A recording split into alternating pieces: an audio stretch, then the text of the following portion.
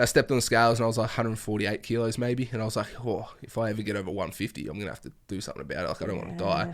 And then a few months went past and I stepped on the scales at 158.8.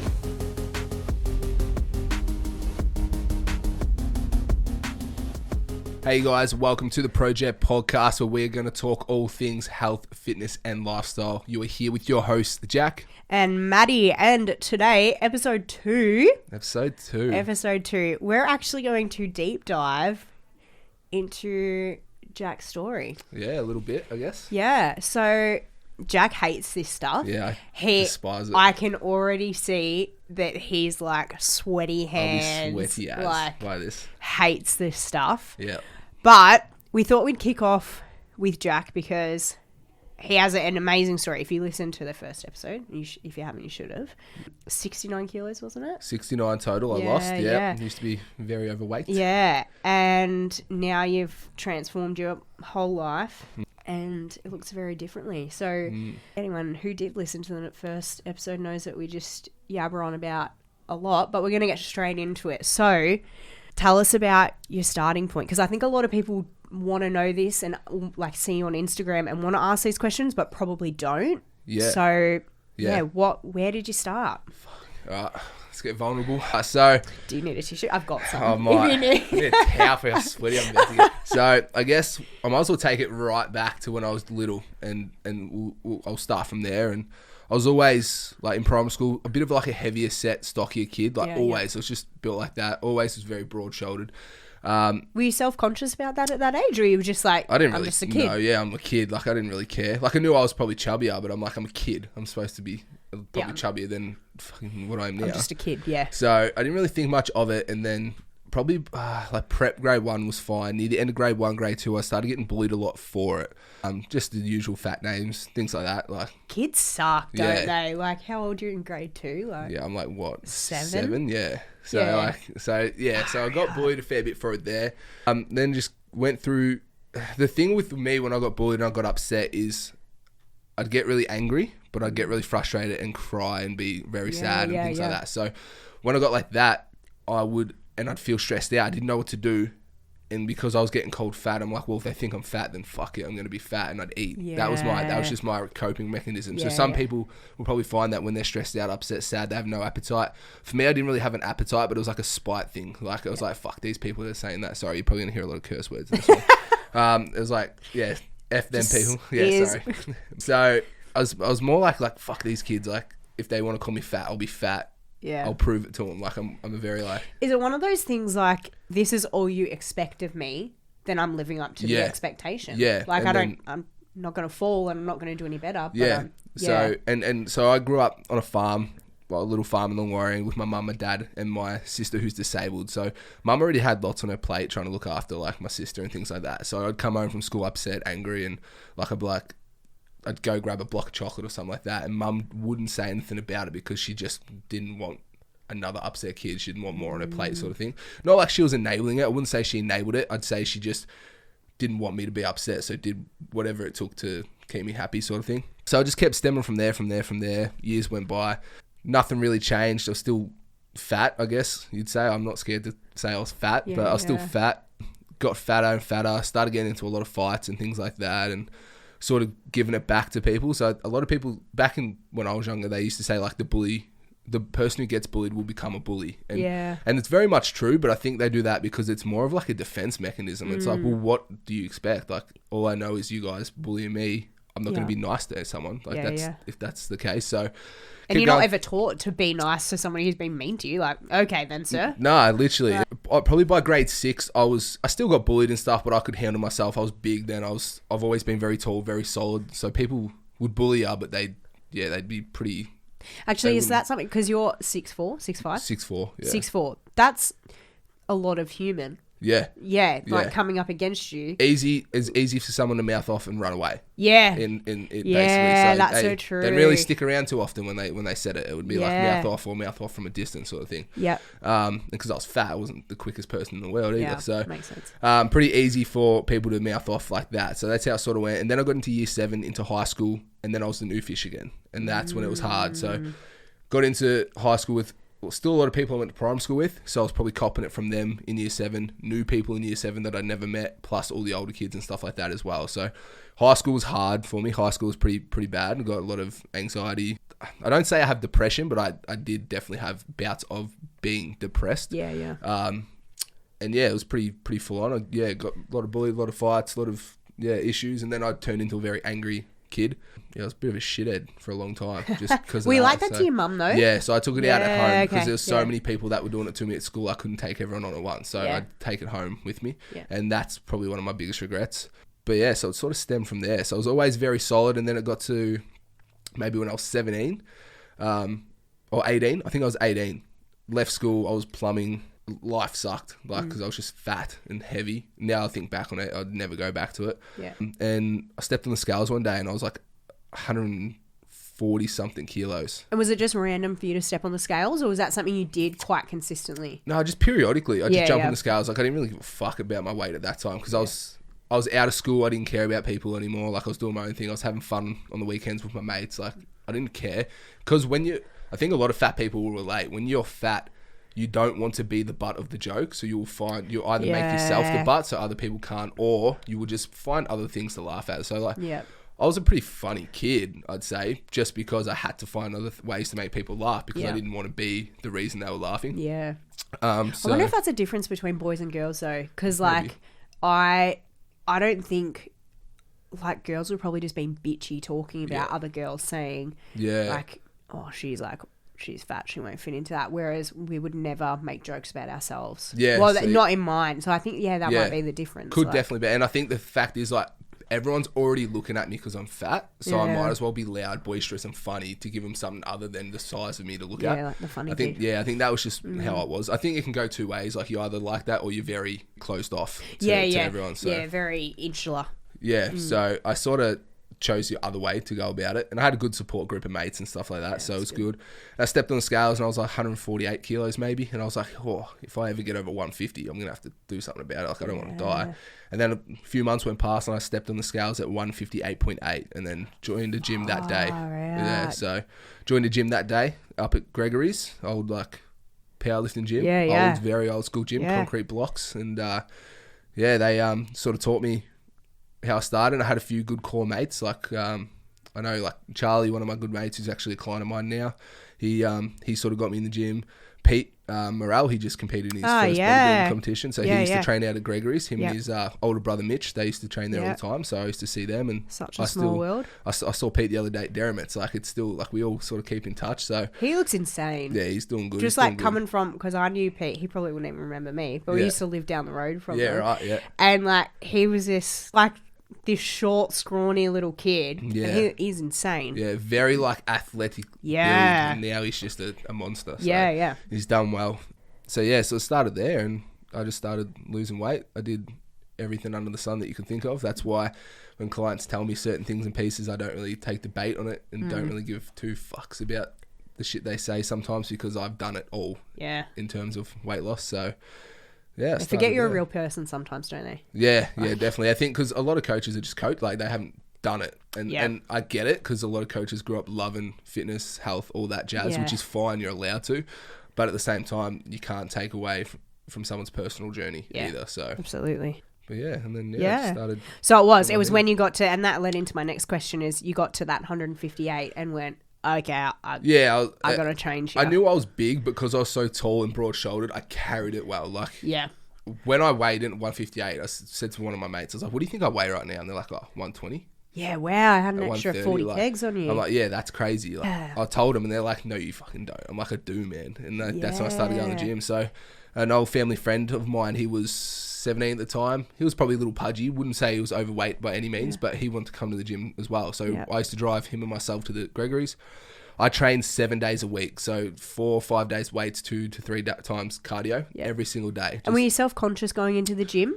Like, yes, because it's the age-old tale where you think everyone's looking at you in the gym. Yeah, for sure. Now I've learned that that's ridiculous, and like they're too worried about looking at themselves. Yeah, so I didn't wear a singlet training in the gym for 3 years probably. Wow. I just wore oversized t-shirts and drop tees and things like that. So I just wore a lot of oversized stuff, and just did my thing. And because I went to Gregory's, because it was such a small gym, I think it was a lot better. Like a lot of the guys there sort of got around you and would talk to you.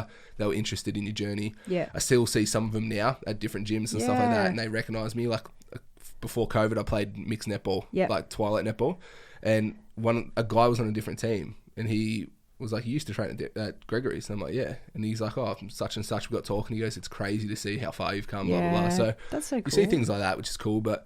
They were all pretty good. They didn't really say much. The guys that owned the gym were really good as well. And because I was a plumbing apprentice, I used to help do little bits and pieces around the place and, just help them out. And they used to help me out. So, I didn't really care about people looking at me because I knew what I was doing for myself. And once if I had a goal in mind, like I didn't have a weight loss goal in mind, I just knew I wanted to get healthy. Yeah. So once I knew that I wanted to get healthy, it was just like blinders on. Like I'm and you're very much like that in everyday life though, aren't you? Like you've got a face too. Yeah. If you're on a mission, don't get in his way. Yeah, pretty much. So I just did that, and then I didn't change anything that I ate for the first little bit, which is the crazy part that I even got anywhere with that. I lost.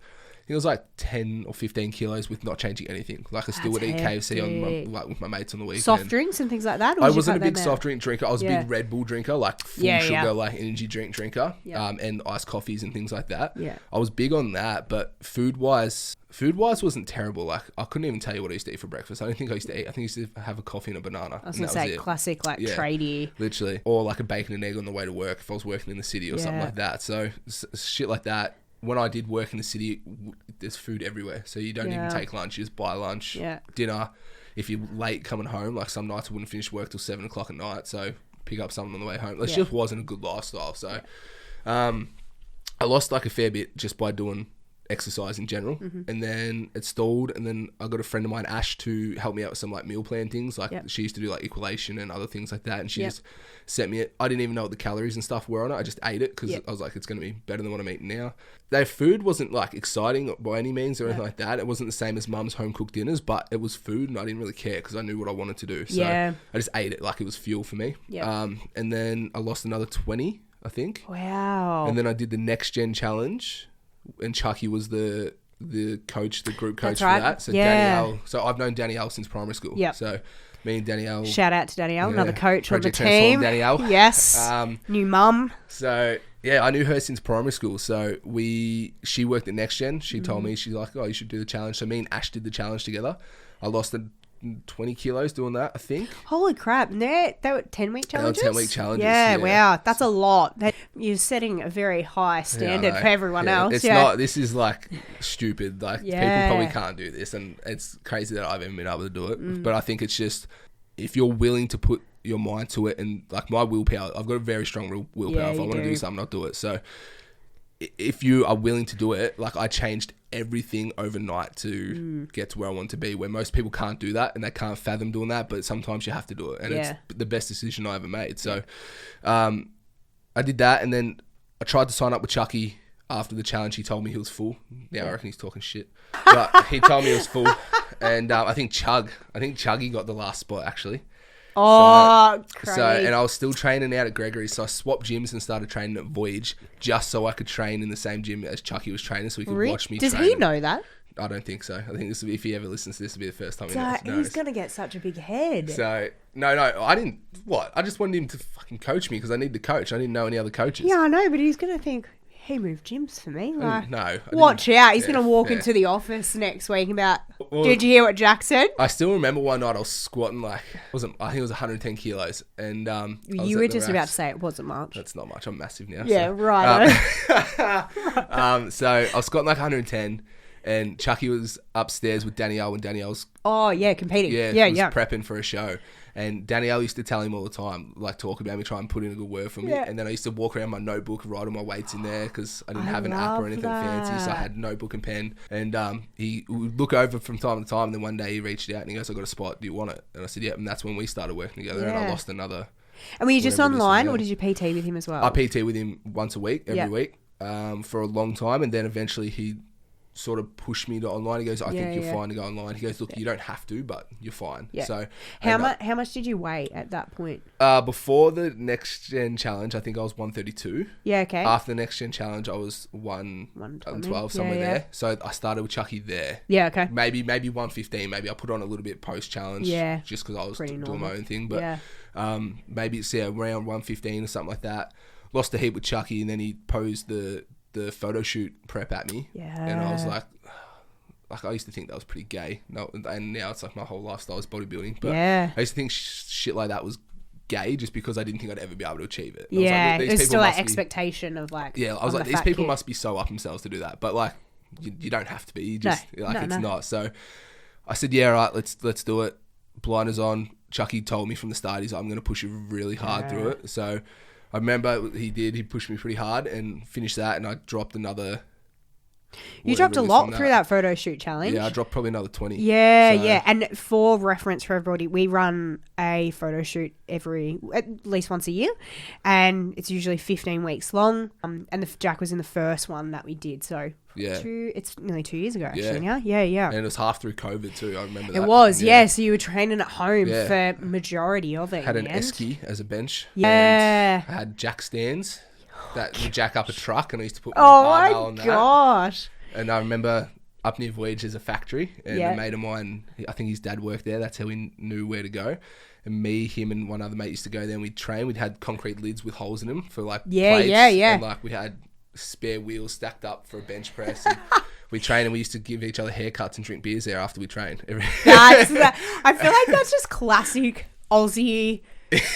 Culture. Let's cut our hair and have beers. Yeah, straight after we train, because that's obviously anabolic as fuck. So I did the photo shoot, lost another, I think it was around 20 through that, and then I weighed in on the last day at 89 I was going to say it was 89, wasn't 89.8 kilos, I think it was. So that was. He was a tiny human. I remember you walking in and just like. Yeah, it was hectic. Yeah, I was tiny, and now I'm fucking built like a brick shit house. So he's growing. Yeah, I am. So so it was a long road. Like that was over 3 years of solid. Yeah, dieting. Like dieting, hard work, like a lot of things like even when I went to go to maintenance or baseline or anything like that, like my baseline was pretty much fucked at that point because I had never had a break. It was just I need to get healthy. So and then I got addicted to it. And then, and now here you are. So I guess what people probably want to know is how did you, like you've said, you're a blinders on kind of guy anyway, but how did you stay motivated in that? Did you have times where you thought, no, I'm just going to give up, like it's not worth it? Or were you just, no, blinders on, nothing's going to get in my way? No, I think anyone that says they've got blinders on and nothing will get in their way is talking shit. There's always adversities with everything. There's always going to be hurdles, speed bumps, all that jazz. Yeah. I think if you can sit there and say that you can just go 15 weeks, 3 years, 4 years without and be freaking hungry that whole time. Yeah. If you can say that and be confident that you don't want to quit ever, you're lying. You're lying to yourself. It's probably just not doing it right. Yeah, literally. There's definitely times where I already want to do it. There's times where I already want to go to the gym. Like there'd be nights where I'd finish work at 7, 8 o'clock at night and I still have to train, get home, eat, go to sleep and get up 4 o'clock in the next morning to go back to working because I used to work so far away. So there's times where you didn't want to do it, but if you have a goal and you're that serious about getting to your goal, you will just do it. Like it's that's what I say to people all the time. Like I say to Emily, I say to all my friends, I'm like, if you don't need to be motivated. Like motivation is just a fleeting thing. It's just a concept. It's the dumbest thing ever. I think it's such an interesting concept too, because, and I'm probably similar with you on that, is that motivation is only going to get you so far. And it's when I stopped trying to always find motivation that actually saw serious results and decent results. Because otherwise, like, let's be honest, if you have one crappy sleep, you're not going to be motivated the next day. Shut up. You're not. Yeah. Like, that's it. No. That's the end of it. And I was listening to a podcast, this is a side note, but another podcast that one of my previous coaches was doing, and they were talking about you've got like a certain amount of accountability points in the day. Yep. So say you start off with like 100 accountability points, and that's granted that you've had like 8 hours sleep, you've eaten well, you've trained, all these sorts of things, been really healthy. And if it takes you like 20 minutes to decide what you're going to have for breakfast, that's at least 20 to 25 accountability points that you don't have Yeah. for later on in the day when you're stressed and when you're doing this. And so you get to the end of the day, there's no motivation. Yeah. So say you've come off like eating crap for months and months, never sleeping, all this sort of stuff, Yeah. and then you try and just be motivated. It's not going to work. The thing is, though, people aren't motivated anyway. If you're motivated, you wouldn't be eating fucking shit all the time anyway. You're not fucking motivated because you don't want to cook a meal. You want to buy something easy. So you're not motivated. Right. So if you sit there and tell me like, I don't have any motivation, you haven't had fucking motivation for the last 10 years. Don't pretend like you have it now. Like, you don't. So just get up and get there and get it done. And that's just how it needs to be. And like, as cliche as it is, I was very driven by the number on the scale. Hence, everyone is. That's how we're wired. We're very numbers-based people. But now, like, I'm very much past that. Like, to put it in perspective now, I'm back up to 131.5 kilos. So I'm growing, and I very much look different physique-wise and performance-wise. I'm way better in the gym and all that stuff. But for a lot of people, that would be scary to go back to that. But now it's not. Because I don't care about the number on the scales. Like, my clothes fit way different. Like, I was wearing, I think my biggest shirt was a 7XL. I think I still got it at home somewhere. It looks like massive on me now, but like this shirt here is like a 2XL and it fits me comfortably. 130 kilos fat me would not fit into a 2XL shirt. It's very different. It's very, very much different. So, and education wise for anyone that's listening and watching, the way that works is if you had two containers, one full of fat, one full of muscle, and they both weighed 2 kilos, the fat might be full to the brim to weigh 2 kilos, but the muscle one might only be halfway full. So it actually, fat and muscle will weigh the same, but they will take up varying amounts of volume and capacity in the body. So hence why if you could be 130 kilos and fit in a 2XL shirt if you're more muscular than if you are 130 kilos of fat and wearing a fucking 5XL shirt or something like that. So very much different in terms of that. Yeah, look, I think so did I. It was just like, obviously there's fleeting moments. Obviously you're not going to want to fucking do it, but if you don't do it, you're going to feel worse about yourself the next day. So there was days where people would offer me Krispy Kreme donuts. There's days where people would offer me shit, and I had, especially on the prep, I was like, no, I'm not. I'm got a photo shoot. Like I've got an end goal. Not every person's going to be able to do that, and I'm very much aware of that. But I think every person has that capability to an extent. I agree. Whether they can do it for a duration of 3, 4, 5 years, or whether they can only do it for a duration of 2 weeks. Like I think everyone has that capability. I think the duration is what fails there. But I think, and this is something I try and talk about a lot with clients, is that gets better the more you do it and the more you practice it. 100%. Like, even I'm sure that the first time you lost that first 15 kilos, you might not have changed anything, but you probably wouldn't have lasted as long as what you would now. Because you practice it, you learn to see, you get to know your own body and why you might be feeling a bit down, instead of just I'm not motivated anymore. Like it's a very different experience. The more you do it, you get better at it. And I think the saving grace for me was I always worked very physical jobs, so that helped. But that also helped because when I got into the gym, yes, I wanted to lose weight, but I wanted to get strong. Like I used to look at Ronnie, I used to look at Arnie, I used to look at like all these old school bodybuilders and be like, these guys are big boys. Like they're not fat, but they're still solid. No, like they're as big as me, but yeah, for sure. That's what I was like. So when I was in the gym, I didn't care about cardio. Obviously, I was in that same mindset of cardio is going to help for reasons unknown to me at the time. I just knew that I saw a lot of people doing cardio to lose fat or lose weight. So I started doing cardio, but I spent most of my time lifting weights because I knew I wanted to be strong. And I think that was the saving grace for what helped me the most, because I wanted to lose weight, and weight was the primary goal, but I could focus on lifting at the same time. Lifting weights and progressing lifts and things like that, which ultimately was just helping me to my goal. Where if I started just doing cardio, there's no way I wouldn't have lasted. I fucking hate cardio. Like it's because boring. Yeah, it's and is that something that came up during the shoot? Because there was a lot of cardio during the shoots, especially towards the back end. That was hard. But and during COVID too, where we didn't have access to gyms, like couldn't just go jump on the Stairmaster. The Stairmaster's like saving grace. Move you on, just walk at like level 9. Whatever. But like even through COVID, when I had to do, so there's a big hill near my house, and I'd walk to the hill. I'd do a lap first. I get up at 4:30 in the morning. I'd do a lap, come back to this hill, and I'd run down the hill, just jog down the hill. But then I'd walk back up it because the hill's so steep. So that would be my list, because my heart rate would never really waver. Because one, I'm running down on the easy part, but I'm walking up on the hard part when I'm already out of breath. So I'm sort of always in that heart rate zone. So that was probably a saving grace for me. Yeah. But a lot of people would have just said, fuck it, it's cold, it's wet, it's too early. Like, but if you want to do it, People you do it. Yeah, it's for sure. So I guess the next question is, do you think you've ever been truly happy with your results? Oh, got him. I He's wouldn't sweating say, now. I wouldn't say I've ever been truly like, I've been happy. I wouldn't say I've ever been truly content with how I've looked. So I've been very proud of things I've achieved. Like, I've achieved a lot of things that a lot of people can't do. Like, I lost 69 kilos, I ran a half marathon. I've done a lot of different things. Like all that shit's great.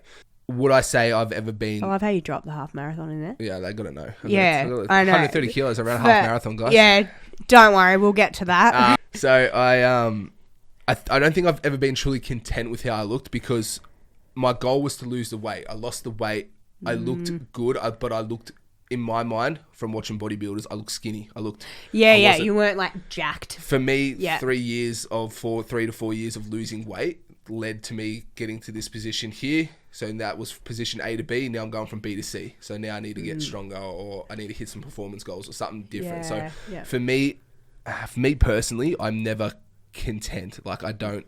There's always something I can do to be better in my mind, and I think that's just the mentality I've always had. And I think the thing that was like, I still remember, and I always will, and I don't think I'll ever forget this unless I get dementia, but the people, what they used to say to me when I was in school, or like the years and years of torment. And I'm not going to get like real deep into it, because I don't think I need to. I think I'm past that now. I'm too old to care as much. But the things that people did and said to me, and like lots of things would happen. Like, I used to get pushed through windows and things like that. Like, there's a lot of bad shit that happened. So I think that's always been like, all right, well, those people are going to see me now and be like, holy shit. And it has. I've had people that used to bully me. They'd see me at the pub if I'm out or something like that, and be like, holy shit, like You're forget insane. About what happened back in the day. Like, look how far you've come, blah, blah, blah. And I just say, thank you, man, blah, blah, blah, whatever. But like, there's a lot that drives me to be better all the time. Yeah. And I think the past shit that's happened, and then like my family and stuff like that as well, I think that's just the mentality I've always had. So I don't think I'm ever complacent or content with where I'm at currently, but I'm definitely happy of different achievements and milestones along the way. And I'm definitely happy with how I look now, and how I will look once I cut back down and things like that. Like, I'm definitely happy with aspects and milestones, but I'm never content and complacent with them. I always think there could be more to do. So I think that's the difference between, or for a lot of people, is going, that's a true lifestyle change. I've changed my whole life, and it's just, you're just one of those people that did get into bodybuilding, and that's like your goal now. But it was never going to be just okay, I just need to lose 50 kegs and then that's it, I'm going to revert back. It's I need to be healthy for my life. Then I think like there's a lot of people that will never resonate with that ever, and that's fine. You don't have to love bodybuilding, you don't have to love running, you don't have to love eating broccoli and rice and chicken every meal. Like, I've eaten the same thing for the last probably 5 years, and I don't really care, because to me it's just fuel. Like, I don't care, it's just varying degrees of fuel.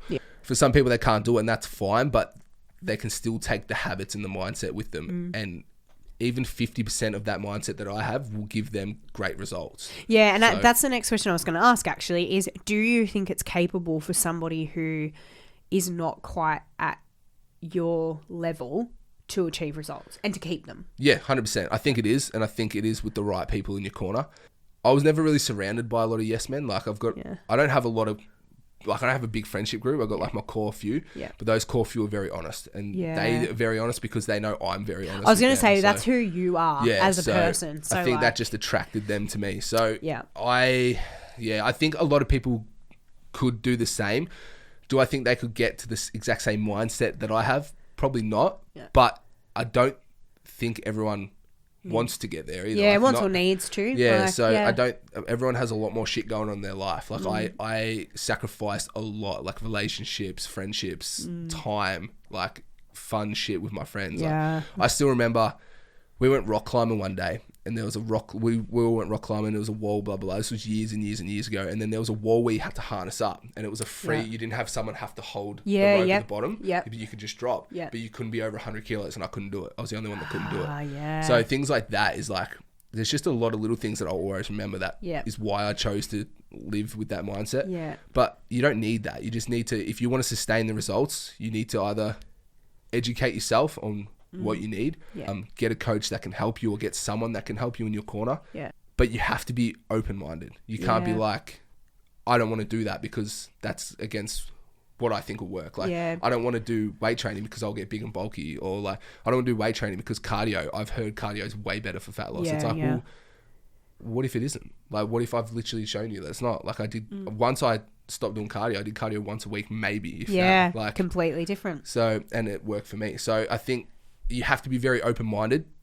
You have to be at least willing to try and change a few aspects of your life, and that can be the scariest part for most people, is the fact that they will have to make a change. It's not as simple as just eating better and moving more. It's a fact that if you want to attribute it to a lifestyle Or change, just getting a coach.